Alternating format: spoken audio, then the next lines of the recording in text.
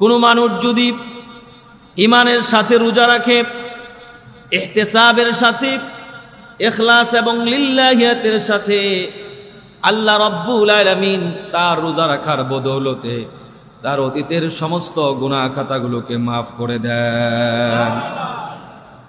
মুসলিম শরীফের এক হাদিসে আসছে, কোনো মানুষ যদি মাহে রমাদান আল মুবারকে রোজা রাখে, একটি রোজা রাখলে পরে তার কাছ থেকে এবং জাহান্নাম থেকে এর মাঝখানে 70 বছরের দূরত্ব সৃষ্টি হয়ে যায়। সুবহানাল্লাহ। রোজা এতটাই গুরুত্বপূর্ণ। তাছাড়া নবীজি রোজার ফজিলত বর্ণনা করতে গিয়ে আরো বলেন, লিস-সাইমি ফারহাতান ফারহাতুন ইনদা ফিতরিহি ওয়া ফারহাতুন ইনদা লিকাই রাব্বিহি। এক নাম্বার, কোনো মানুষ যদি রোজা রাখলে পরে সে পাবে ইফতারের খুশি। 2 নম্বরে মুসলমান আল্লাহ রাব্বুল আলামিনের সঙ্গে সাক্ষাতের খুশি। রোজা যদি মানুষ রাখে, ইফতারের সময় ইফতারের সুখ সে উপভোগ করতে পারবে। কারণ মুসলমান একজন মানুষ সারাদিন যদি রোজা না রাখে, এই ব্যক্তি ইফতারের সময় যতই বুট পেঁয়াজি ইফতারি দিয়ে মুসলমান যতই আপেল আঙ্গুর বেদে না খাক না কেন, তার কাছে ঘাসের মতো মনে হবে। ছাগলে যেমনি ভাবে ঘাস খায় তেমন মনে হবে, ঠিক কিনা বলেন? আর একজন মানুষ, যে ব্যক্তি সারাদিন কষ্ট করে রোজা রাখলো, এরপরে যখন ইফতার সামনে নিয়ে বসলো, তার কাছে যে মজা আর যে ব্যক্তি রোজা রাখে নাই, দুইজনের কাছে কি সমান স্বাদ লাগবে নাকি ইফতার? আল্লাহ বলছেন, যারা রোজা রাখবে আমি তাদেরকে ইফতারের আনন্দ সে উপভোগ করতে পারবে। আবার আল্লাহর হাবিব সাল্লাল্লাহু আলাইহি সাল্লাম বলেছেন, আস-সাওমু লি ওয়া আনা আজজি বিহি ওয়া আনা উজজা বিহি। রোজা হচ্ছে এমন একটি ইবাদত, রোজা রাখলে পরে আল্লাহ রাব্বুল আলামিন বলেছেন, এটা হচ্ছে হাদিসে কুদসি, রোজার প্রতিদান স্বয়ং আমি আল্লাহ রাব্বুল আলামিন নিজ হাতে আমার বান্দাকে প্রদান করব। অফিসের এমপ্লয় যদি বলে যে এখন থেকে অফিসের বেতনটা দেবে, অফিসের মালিক বেতন দেবে, তখন কর্মচারী সে মনে করবে মালিক যদি বেতন দেয় তাহলে এই অফিসারের মতো করে দেবে না, মালিকের মতো করেই দেবে, ঠিক কিনা বলেন? আল্লাহ যদি রোজার প্রতিদান দেয়, সমস্ত প্রতিদান, নামাজের সওয়াব আল্লাহ পাক ফেরেশতাদের মাধ্যমে দেওয়াবেন, দান সদকার সওয়াব আল্লাহ পাক ফেরেশতাদের হাত দিয়ে দেওয়াবেন। কিন্তু রোজা এমন একটি ইবাদত, এই রোজার সওয়াব আল্লাহ রাব্বুল আলামিন নিজ হাতে বান্দাকে দান করবেন। সুবহানাল্লাহ। রোজা রমাদান আল মুবারকের গুরুত্ব এতটাই বেশি, এই মাসে কোনো মানুষ যদি একটি মাত্র নফল আদায় করে, আল্লাহ রাব্বুল আলামিন তার আমলনামায় একটি ফরজের সওয়াব দান করে দেন। কোনো মানুষ যদি, ভাইরা আমার, একটি ফরজ আদায় করে 70টি ফরজের সওয়াব তার আমলনামায় তুলে দেন। নবী করিম সাল্লাল্লাহু আলাইহি সাল্লাম আরো বলেছেন, আসিয়ামু জুন্নাহ, রোজা হচ্ছে ঢাল স্বরূপ। রোজা মানুষকে মিথ্যা থেকে, গীবত থেকে, অশ্লীলতার বেহায়াপনা থেকে মানুষকে হেফাজত করে, সর্ব ধরনের গুনাহ থেকে হেফাজত করে, এমনকি মুসলমান জাহান্নামের আগুন থেকেও এই রোজা মানুষকে হেফাজত করে। নবী করিম সাল্লাল্লাহু আলাইহি সাল্লাম রোজার ফজিলত বলতে গিয়ে আরো বলেন, আসিয়ামু ওয়াল কুরআনু ইয়াশফাআন লিল আবদ। কিয়ামতের ময়দানে এই রোজা এবং কুরআনুল কারীম আল্লাহ রাব্বুল আলামিনের কাছে সুপারিশ করে বান্দার জন্য জান্নাতের ব্যবস্থা করে দিবেন। সুবহানাল্লাহ।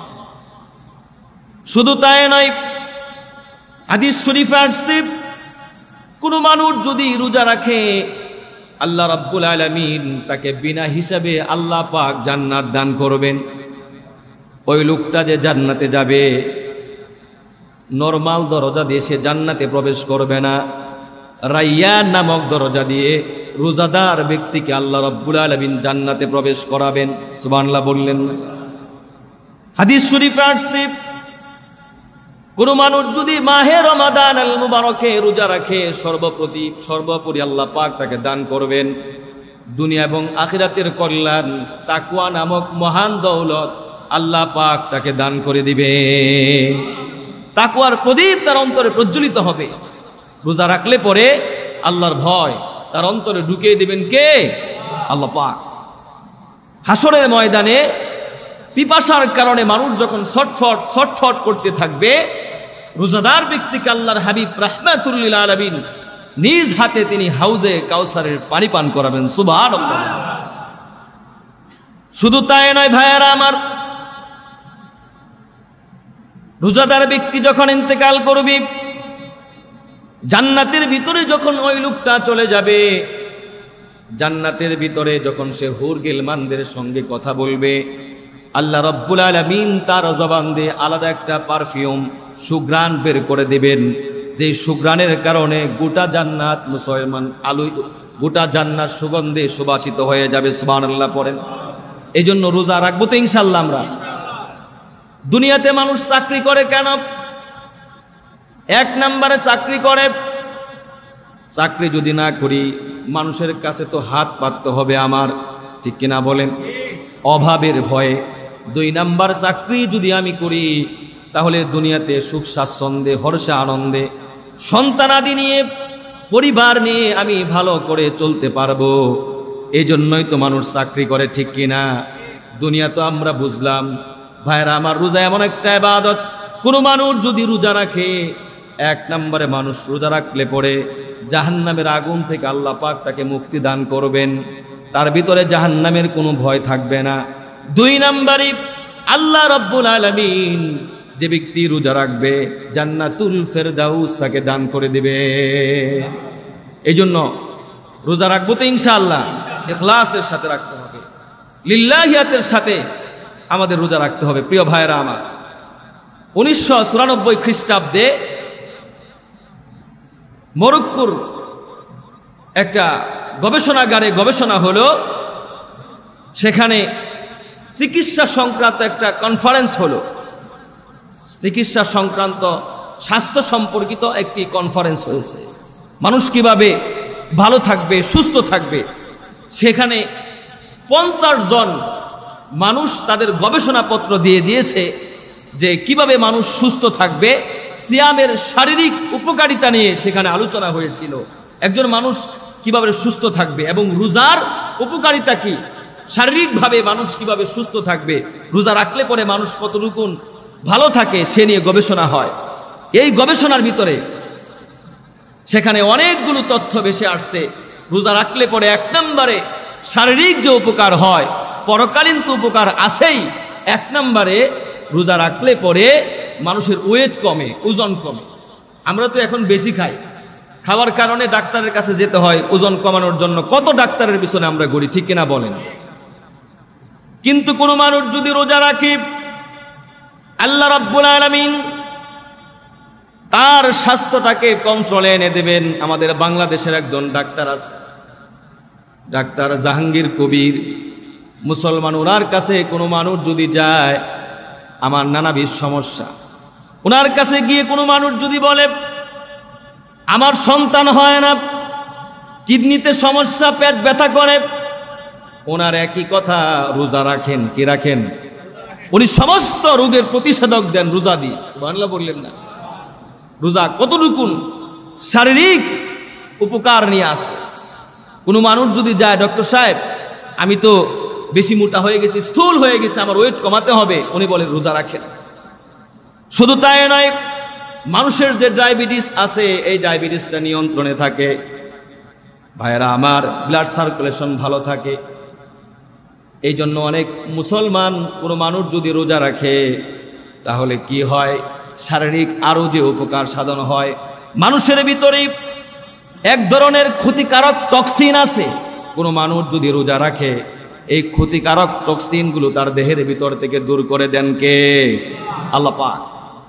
এবং মানুষের ডাইজেস্ট পাওয়ার, হজম শক্তি বেড়ে যায় মানুষ যদি রোজা রাখে। রোগ প্রতিরোধ ক্ষমতা বৃদ্ধি করে দেন কে? আল্লাহ পাক বাড়িয়ে দেন। অনেক মানুষের পেটের ভিতরে, কিডনির ভিতরে এই পাথর হয়, পাথরের ঝুঁকি কমে যায় কোনো মানুষ যদি রোজা রাখে। গবেষণায় এটিও আসছে মানুষের পেটের ভিতরে কোনোদিন পাথর হবে না। সুবহানাল্লাহ বললেন। এবং আরো বলা হয়েছে কোনো মানুষ যদি রোজা রাখে তাহলে তার হায়াত সুস্থ থাকবে। আপনারা জানেন একটা কচ্ছপ গড় আয়ু 150 বছর, কুমিরের 200 বছর গড় আয়ু, গাছের 1000 বছর, আর পাহাড়ের মুসলমান লাখো বছর। একটা কুমির ওজন হয় 700 কেজি, সবচেয়ে বড় যে কুমিরটা হয়। কুমির এত বছর কি করে বাঁচে? এত বড় বিশাল গড় আয়ু কি করে পায়? বিজ্ঞান গবেষণা করেছে একটা কুমির, যে কুমিরটা বড় হয় 700 কেজি ওজন হয়। কত কেজি ভাই? 700 কেজি ওজন হয়। একজন মানুষ, যেই মানুষটা 70 কেজি একজন মানুষ, এরকম 10 জন মানুষকে যদি এক পাল্লায় রাখা হয়, আর একটা কুমিরকে যদি আর এক পাল্লায় রাখা হয়, 10 জন মানুষের সমান হয়ে যাবে একটা কুমির। এই এত বিশাল কুমির কি করে সুস্থ থাকে?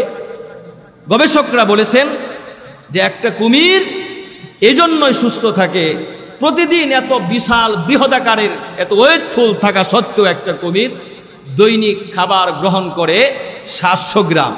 কত গ্রাম? আমরা এই গবেষণা থেকে গবেষকরা বলেছেন যে মানুষ যদি খাবার কমিয়ে দেয় তাহলে এই লোকটা বেশি দিন বাঁচবে। খেলে কোনোদিন মানুষ, না খায় কোনোদিন মরে না মানুষ, ঠিক কিনা বলেন? মানুষ খাইলে মরে, এখন আপনারা দেখবেন, ঠিক কিনা? খাইলে মারা যায়, বিশ্বাস করেন আপনারা। মানুষ খেয়ে খেয়ে মরতেছে এখন।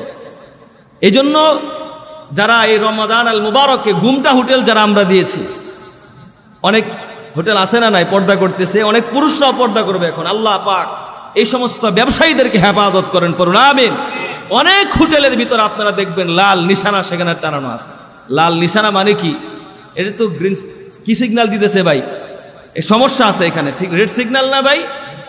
এখানে তো সমস্যা হতে পারে, এই জন্য ওখানে গেলেই জাহান্নামের সিগন্যাল আপনার জন্য আসতে পারে। আসুন ব্যবসায়ী যারা ভাইরা আছি, দিনের বেলা আমরা হোটেল বন্ধ করি।